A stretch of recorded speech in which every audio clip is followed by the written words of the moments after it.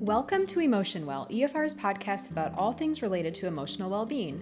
I'm Johanna Dunlevy, the EAP Operations Director for Employee and Family Resources, also known as EFR, and I'm the host of our podcast. As an FYI, EFR is located in Des Moines, Iowa, and we are Iowa's first employee assistance program and provide a variety of services you can learn more about at www.efr.org.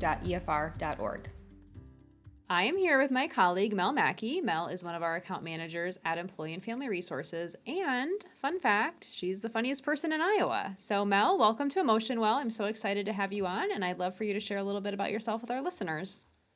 Thanks for having me. I won a statewide contest this year. It was a comedy competition. The finals were held in Cedar Rapids, and I was named the 2025 funniest person in Iowa.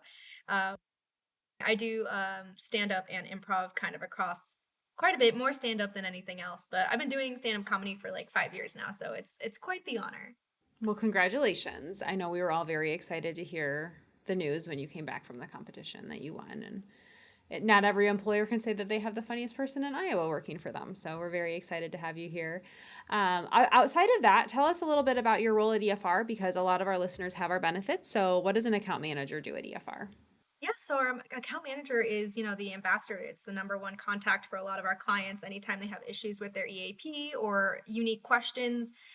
We provide a good variety of services. And so sometimes people just need a gentle reminder of how to access those services and how to utilize them to the most of, their ability and their investment. And so we get to kind of help with those client relationships, managing them and keeping everyone really informed and help them promote those EAP benefits to their employees. So it feels like you're just helping generate a culture of wellness, and creating that trickle down effect all the way down to any employee who has an EAP.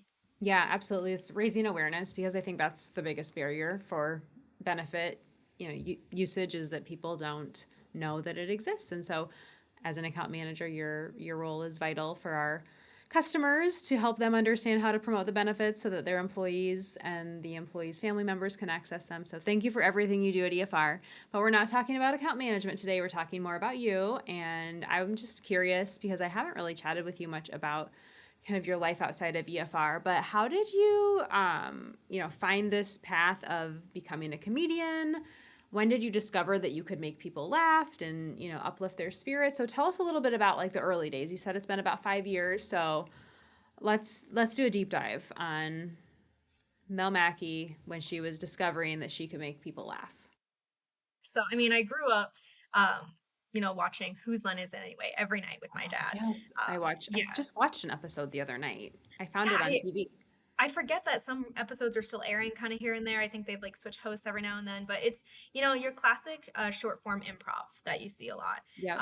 And so I always really liked improv, and I joined the improv team when I was in high school, and I really loved it. I did individual and group improv. And we went all the way to state, if you're familiar with like the high school speech tier of things, but Yes. state's a pretty big deal. It's pretty fun. And I made it to all state in individual improv, Nice. which is the highest tier you can go to when you're doing that kind of thing. So I helped start an improv group in college. And that was really fun. And so I've always really loved performing. I like being on stage. I really like the attention. So I'll admit selfishly that I really enjoy the attention of things, Yeah. but there is a certain connection that you bridge when you perform for an audience that's really invested and engaged with what you're doing. And I think I kind of found it that way. So I, really enjoyed all of the time I could spend on stage. And about 5 years ago, it's such a classic story. You go through a really big breakup, uh, and then you're like, I'm gonna try something new, and then you just Mhm. jump on stage one day. So there was some Jameson involved in my very first time to get up on stage, a little bit of liquid courage, um, but I kind of caught the bug and I never looked back. I started producing, I started hosting open mics, and I kind of built my whole chosen family around this thing that I get to do. So it's very fulfilling in more ways than one. So. That's great. So before we started recording, you said you have two sisters, and after just hearing you say that you enjoyed being the center of attention, where do you fall in the birth order? Middle child. Middle child. I was thinking maybe middle child. Technically, yeah. So I have the twin sister, and she's a minute older. And then we have a You're little a sister. twin? I didn't know that. Yeah, yep. So I have a twin. And she is a minute older, so and then our younger sister who's 3 years younger, so that does technically put me in middle child territory. Okay, yeah, that's fascinating because with twins, and this could be a whole new podcast episode for us, but with a twin dynamic, one of them is technically older, and I wonder how often that twin falls into the more traditional oldest child role, and the one born, if the twins were the first children born in the family. Very fascinating. Well, I love this is one of the reasons I love doing the podcast with my colleagues is because I always learn something new about them, and I did not know you were a twin, so that's really cool. Okay, so 5 years ago, you had a relationship change and you decided to take a risk and go on stage. And, here we are. How do you feel like when you think about that road from being in maybe, I don't want to project, but relationship changes are hard, right? And so a lot of times it involves self-discovery, and it sounds like maybe that's what you were doing. You're like, what, how can I kind of get through this and what can I use to help? Just knowing that you were good at improv and you did the thing in college and you did the thing in high school, is that just kind of what led you to thinking like maybe I'll give comedy a try?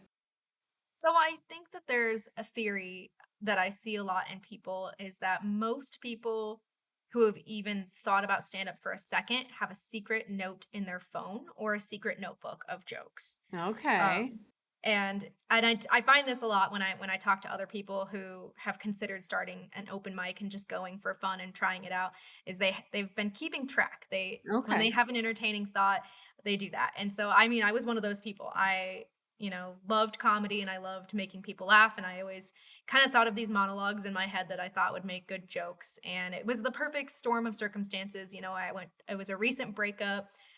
We were trying to support a local business in the wake of a pandemic. And so we Mm-hmm. went to the local comedy club that was locally owned, and had a dead open mic that almost no one was going to. And we were like, if we're going to go somewhere, we might as well go there. Not a lot of people signed up. There wasn't a lot of audience that night. And I was feeling just brave enough to give it a try. So it just kind of worked out. And Nice. uh, I took a class after that. Teehee's, the local comedy club, they were offering some really great stand-up classes, and I have a very star student need. I have to be the best student in any class that I take, and so that included a stand-up class. So I really commit to learning how to write jokes, learning how to perform stand-up as the specific art form that it is.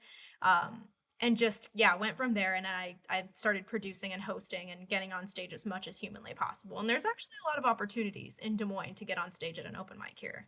Very cool. So do you still keep a running note in your phone when you have something come into your head? Do you just jot it down right away?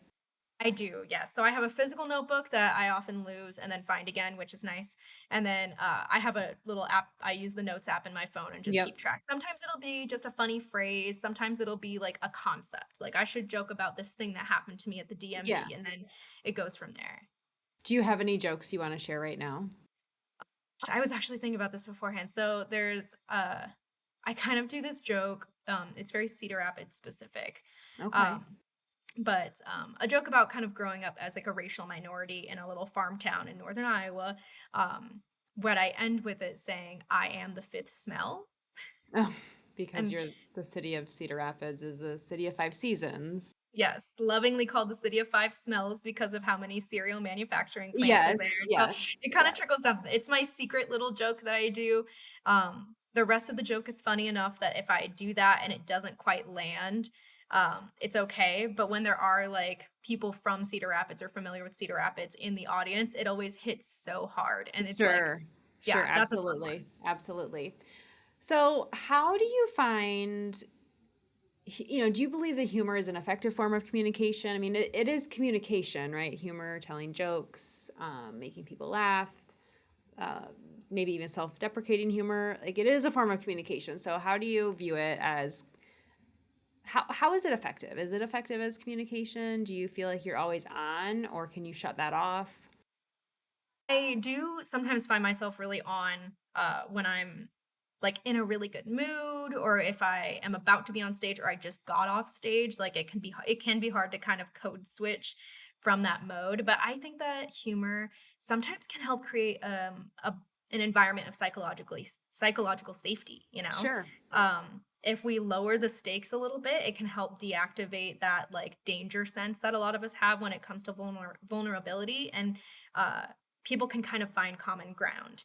So there is a bit of like a blurry line between trauma dumping and making a really good joke about something that could be a hard topic. Yeah. And that's definitely like one of the hardest parts of joke writing, especially. I like to joke about vulnerable topics, tough breakups, hard conversations, struggles that I've been through, but you have Mhm. to make sure that you're not dumping on your audience, you're engaging with them. So you're letting them into the story, you're not just giving it to them. So Uh, how did you learn to balance that? And like, how did you learn to walk that fine line of not dumping on them, but engaging with them and sharing your story? I usually try to identify like points of accessibility. Okay. If Tell me more. if the thing that you're talking about is too specific, where you would have to give a lot of lore and a lot of background to it, Hmm. um, you have to figure out how to pull back a little bit and make it entertaining and accessible on the surface. So, Okay. um, one of my other jokes that I tell is a guy um, who broke up with me by showing me his vision board and saying, "Notice that you're not on it." Oh no. Which that's the funniest thing that's ever happened to me. That's so funny. I mean, it like you say it and I feel bad and I'm also kind of laughing at the same time. So, And I think that's a point of accessibility is if I'm still sad about it, then it sure. almost feels like I'm asking my audience for sympathy. I'm asking for them to feel bad for me or side with me. But if I can just appreciate that that's like a hilarious thing, Yeah. they feel comfortable laughing as well. Yes, that's Um, true. Are you a sensitive person? Like, do you consider yourself a highly sensitive person? yes. You do. See, Uh, I would have guessed the opposite because in that moment when he presented his vision board to you, did you laugh or were you devastated or did I'm just thinking like do you react differently in the moment versus like now using it as part of your lineup? in that instance specifically, I laughed. I mean, I was kind of yes anding the moment. I wasn't sure what he wanted to come over and talk about. He let it up. I think it was going to be super serious, and then he just shows me like a Pinterest board on his phone of like a muscular man with long hair and like a van on a beach, um, and like surfboards. Like he wanted to move to the coast and live out of a van, um and I was like, "Oh, that's so cool." And he's like, "So yeah, you're not on that." And I was like, "Oh, is that the conversation that we're Oh having?" no. And I think he wanted me to be sad and he was getting frustrated that I was laughing. I was like, "No, that's so okay. Like I get chase your dream, chase your Yeah. truth, my dude." And So you um had like the opposite reaction than he thought you would have. yes, which I sometimes feel bad about. Not really anymore. I mean, No, let it I think go. he Let did it move to go. the coast and had like lived out of a van. It was like one of my first like dating experiences after the big breakup. Sure. And so, it was just wildly hilarious to me because I was like, I'm not looking for anything either. And so it was, yeah, I think that can be really fun. In the moment, I typically do like, I respond in a way where I want everyone to be comfortable, Sure. I guess. So I usually try to match their energy, or just if they're being super serious and a little bit tense, I try to like be like, we're all cool here. So, and I think that helps with audience. So as someone who's more sensitive, I consider myself I've read a lot about highly sensitive people and I've taken a lot of the little assessments you can find in the back of books and online, and I believe I am one. And I feel like I would have had a different reaction in that moment, but I also am not you and I wasn't in that relationship. And so maybe I would have had the same reaction if I would have been feeling the things you were feeling. But I'm just curious, like, have you ever parked your car poorly and someone's left a note on your car saying that you're a terrible parker, or maybe they've used swear words to describe your parking? Not necessarily, but I have had people watch me parallel park, which feels similar in Yes. So stress and anxiety. I'm just thinking about I was at Price Chopper over the summer and I mean, now looking back, I didn't park the greatest, but someone wrote a really mean note to me and it was on a yellow post-it and they put it on my side mirror and I was so sad. And like I try not to let those things bother me, but as a sensitive person, I was like, "Oh my gosh, I feel so bad. I didn't park well enough and this obviously like this person was upset with me and that person must have so much going on in their life to write that note because I cannot imagine that like I would never respond that way in that situation. And so The only reason I'm bringing this up is because when you mentioned your vision board, or excuse me, your the guy's vision board, and you weren't on it, it made me remember this note I got on my car, and like how maybe that'd be something that you would joke about, but in that moment I was devastated, and now maybe I could make a joke about it, but it's just I think people send and receive information differently, right? I mean, we know that communication is the sending and receiving of information, and comedy and humor is the sending and receiving of information. And so I'm curious if you have found yourself in situations where maybe something hasn't landed very well, like differently than maybe like the city of Cedar Rapids, 5 seasons, 5 smells joke where someone might not get it. But have you ever offended someone, or have you ever find yourself in a place where you're on stage and you're like, oh, I'm in a hole and I need to dig myself out of it because this isn't going very well? Like they're not digging me, or I maybe said something that didn't land well. I mean, I think I've definitely bombed before. I've never offended anyone, which I'm very proud of. Um, yes, thank you. And I could go on a bunch of rants about how you can truly tell so many jokes without ever being too mean to anyone. Sure. Um, which is kind of nice. But I have bombed where it's just like nothing is landing. I can't quite get you guys to be on board with this. And then there's two routes that I can take on that.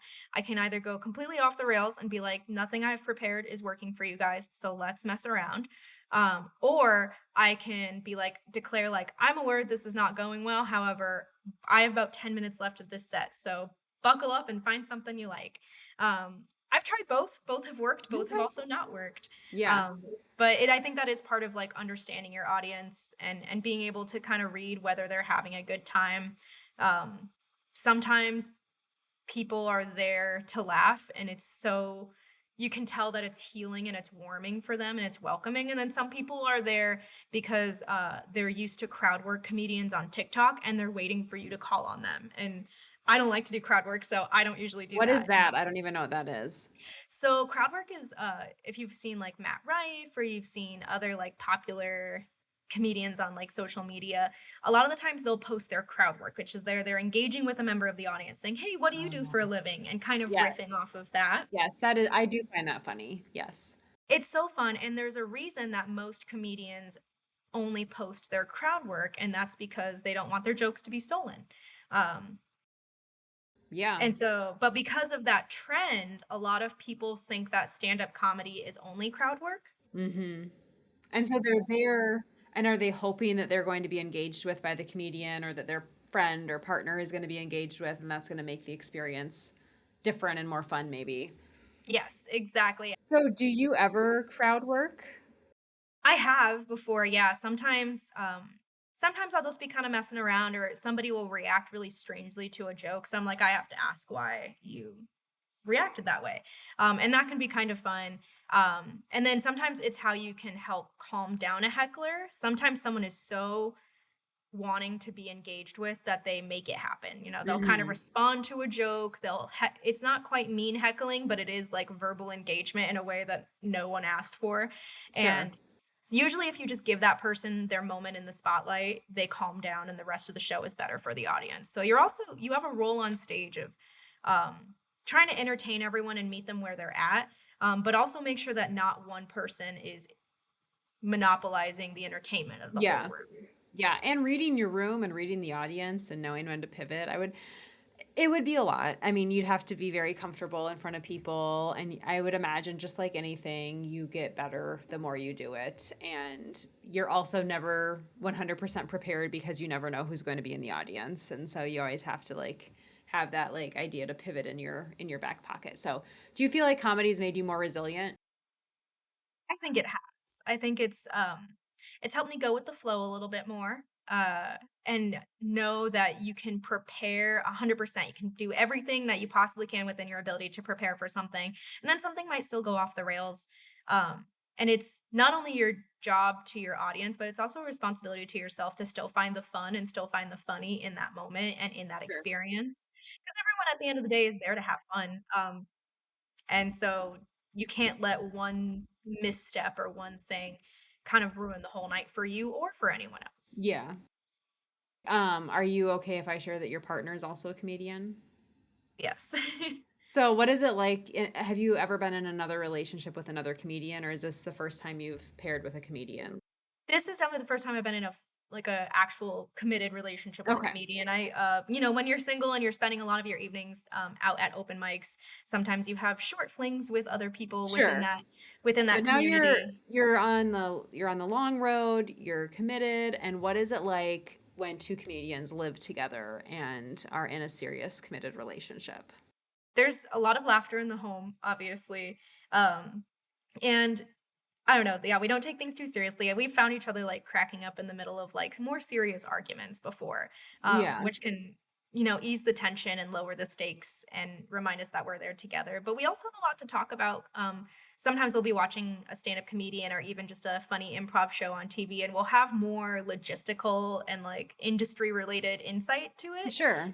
which can it's fun to really break that down with someone who gets it, because comedy is such like a weird nuanced industry. It's such a weird nuanced art form, and I would be so worried about boring or monopolizing the conversation talking to a partner about it if they weren't already in that as well. So we get to give each other a lot of feedback, and a lot of like hype.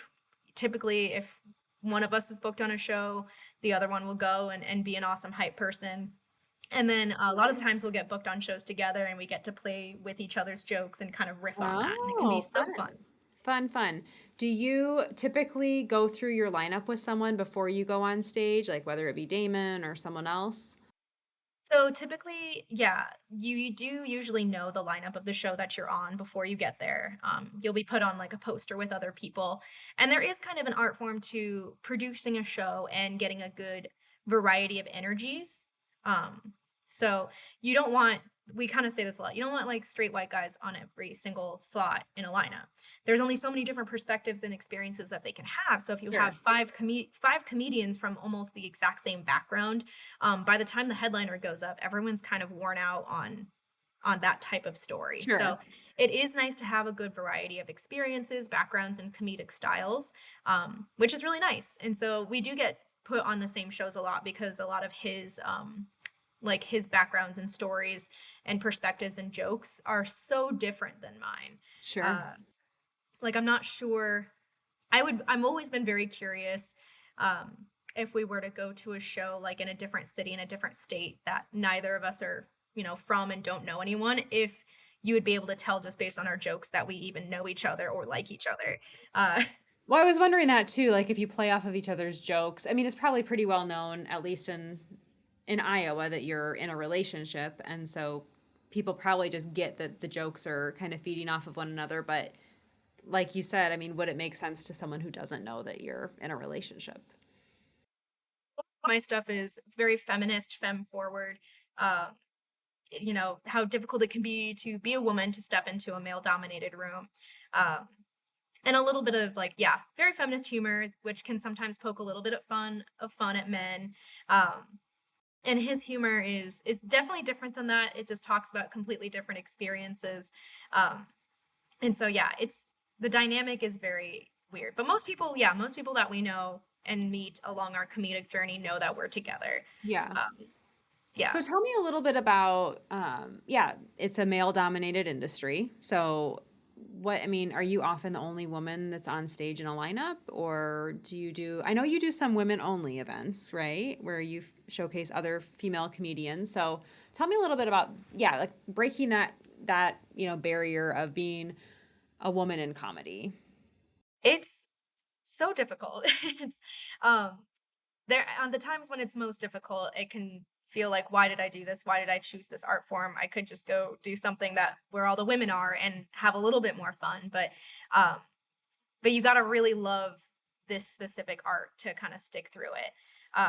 When I first started, I was definitely the only woman in the room quite often, and through a lot of efforts in welcoming women and more femme presenting performers to the stage, and into our open mic communities, we are starting to see a lot more. So I was on a show just last week, and it was all women on the lineup, Very cool. and it was so fun, and we had such a good time, and it oversold, which we feel is a testament to the desire that people do have for an all-female lineup. The desire is there. The supply and demand is finally kind of matching up, which is really great to see. But it can be kind of tricky because a lot of the quick jokes, when you think about the first jokes that people write about themselves, it's usually going to be about their relationships. It's usually going to be about what they do for a living and that kind of thing. And what you notice is that at the surface of a lot of women's minds is, that it's kind of difficult to exist and it can be kind of annoying to walk into most spaces as a woman. Mm-hmm. And yeah, and then sometimes when you think about most of the men, like they still have this like, take my wife, please kind of mentality when it comes to joking about their relationships. Sure.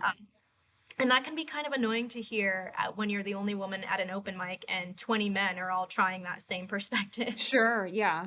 Which is why you need the diversity in your lineup so that you're not hearing the same thing over and over. Yeah, so it really just took a lot of persistence and commitment and building this community, like our chosen family, like I mentioned, like our closest friends and family, our entire bridal party, and most of the people that we spend most of our time with are from the comedy world here in Des Moines. And the more time I've spent with them, the less I've seen them through the last few years make those types of jokes that poke down at women. Sure. And some of them have admitted that it's like being friends with me and me being there more often, um, and other women being there more often. And so it's kind of a testament to when you spend a lot of time with someone and you realize that they don't like hearing that kind of joke, like you switch gears. There are other ways to make what they're wanting to say funny without poking fun at a woman. Yeah. What are your thoughts on self-deprecating humor? Love it. I You think love that it? kind of the same accessibility point though is it has to be funny to you. If it's not funny to Sure. you and you're like, I guess I'm just like a bad person, uh, but you kind of believe that, the audience can tell, and then they just feel bad for you and they don't want to laugh. They don't want to laugh because they're worried about hurting your feelings, and Yeah.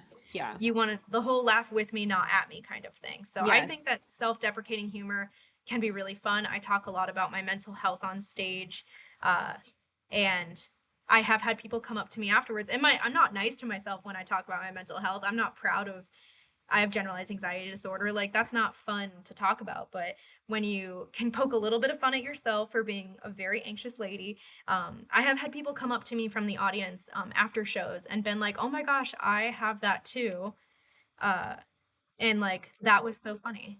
Because you were vulnerable, and I think to some extent something like generalized anxiety disorder just needs to be more normalized because a lot of people live with it. I have it too, right? So there's and a lot of the work we do, and as an account manager, the barriers you're trying to break with your EAP customers is like mental health matters and it is okay to not be okay, and there are resources available, and you can call EFR for help if you have our benefits, or if you don't, we can connect you somewhere else. But I love that. I think a lot of times, at least the comedy that I've observed is like a lot of it is, someone's being vulnerable and they're using humor and vulnerability combined to connect with their audience. And I think when you can share something personal, like you said, if it's okay with you, if you're comfortable sharing it and people aren't going to feel bad for you, they're going to laugh with you versus at you. Um, it can help people. It can help other people maybe recognize that, like, you know what, I have that too, or that's exactly how I feel when I have to do this or that. So I love that, and that was kind of my last question as it relates to comedy is the mental health connection. And have you noticed a difference in your mental health in the last 5 years as it relates to, feeling more confident or feeling a greater sense of self? Or maybe less anxiety, and I don't know anything about your mental health background other than what you shared, but what are the changes you've noticed in your mental health since you've been around more comedians and been involved in this community? But no, as far as my mental health goes, offline, I do have a very funny joke about my GAD to tell you. Um, Okay. it's Offline. Offline. yes, it's a lot of my stuff kind of breaches the raunchiness of what you would normally see on stage and everything. But it is fun. But my mental health and a combination of therapy, finding a community of like-minded and wonderful people, and like discovering my power within this art form. My mental health is doing a lot better. I think I'll always carry certain things with me. But my approach to them is a lot healthier, and Yeah. I'm able to explore my anxieties and my fears with a little bit of amusement instead of like defensiveness. And you start to have a better conversation with your own mental health when you have found a safe space to express it and explore Sure. it. Sure. And you could be providing that safe space for other people through the work that you're doing. So I love that. How can people connect with you? And do you have any recommendations other than yourself for people to follow or connect with if they're looking for some humor in their lives? Yes. So I tend to share a lot of my things on my Instagram page, which is just at Melanie Mackey. All right. We'll put this in the show notes for the people listening so Yeah. they can all kind of click away. So at Melanie Mackey for Instagram. Yes. So that's where I'm just going to share most of my stuff. I don't necessarily have a website or anything yet. That's kind of on the horizon for once I, decide where I want to go with that. Um, and then my next big show is January 23rd, which is No Sleep at Woolies. So All right. that's a big comedy competition. So wouldn't it be cool if I won 2 comedy competitions in a year? That would be Um, awesome. and if somebody was looking to follow more comedy in Des Moines, um, Damon Tucker, I have to put a nice shameless plug in, one of our best comedians in the city. And he is so funny. And he runs an open mic weekly at the station on Oh, Ingersoll. yeah. And I he like that also, place. yeah, oh my gosh, so pretty. And it like the food is so good. And he runs a monthly showcase there. I'll be headlining that one in May, so much later. Like booked that one out pretty far, but he does a good job with that one. But there's a page called Underground Comedy Des Moines, Okay. and they produce a lot of open mics and shows in the city that showcase a lot of really great comedians in the area. But if I was going to give a shout out to one other local comedian that people should follow, his name is Matthew Jacobson. Okay. Yeah, and he's so funny. He's definitely my favorite comedian in Des Moines, who's just got the best humor and such a fun energy. He was named funniest person in Iowa last year, so I All took the crown from him right. this All year. right. I love it. Well, we will share all of this information in our show notes so our listeners can connect with you or Damon or Matthew. So thank you so much for your time, Mel. And I'm excited to go offline and hear that joke that you just told me you'd want to share. Yes, thank you so much. You're welcome. Thank you for listening to Emotion Well. Employee and Family Resources is a 501c3 nonprofit organization located in Des Moines, Iowa. We support communities, workplaces, and schools with comprehensive behavioral health services. If you would like to contribute to our mission, please click on the donation link in our show notes.